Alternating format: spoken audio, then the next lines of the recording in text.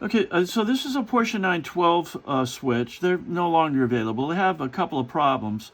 Probably the biggest problem with them is that they burn out the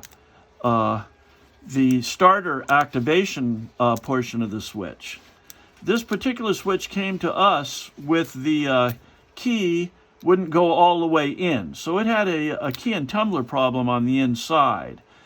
But we had to, in order to get that key and tumbler mechanism out of there, because the key wouldn't go in all the way to free it, to allow the tumbler to come out, we had to drill off a couple of rivets here. These are a pair of micro screws that have a very, very fine thread on them. And we had to drill off the pedestals of an articulated mechanism, which is, by the way, for the mechanism that makes it so you cannot return to start until you turn it off first. It's a starter motor lockout mechanism. We returned it, now it works. We try to do it again, it's locked out. Have to return to neutral to go to starter again. So in any case, the biggest contact problem is on number 50 here that goes to the starter motor.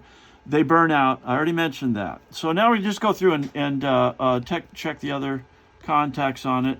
We had to go and clean all the contacts. For the starter motor, we actually had to weld a new tip onto the rotating conductor.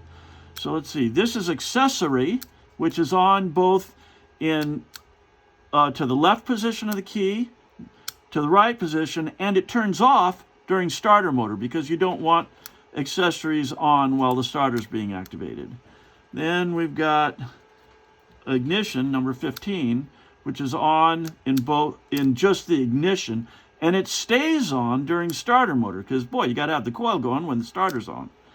And then let's see what else we have here. We have the starter motor. We already did that one. Oh, and then this one is interesting. This is kind of reverse of all other logic. It is on when everything else is off. And I'm not sure what that does in this particular case, but of course it is only on when the key is off. So that we tested everything there. It works fine now.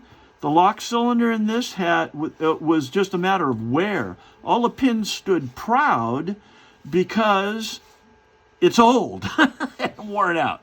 So we resurfaced all of the pins on this in order to make it operate properly. And yeah, it works fine now. And we're real happy with it. So, by the way, this is a 9 amp load, likely more than any of these we'll see.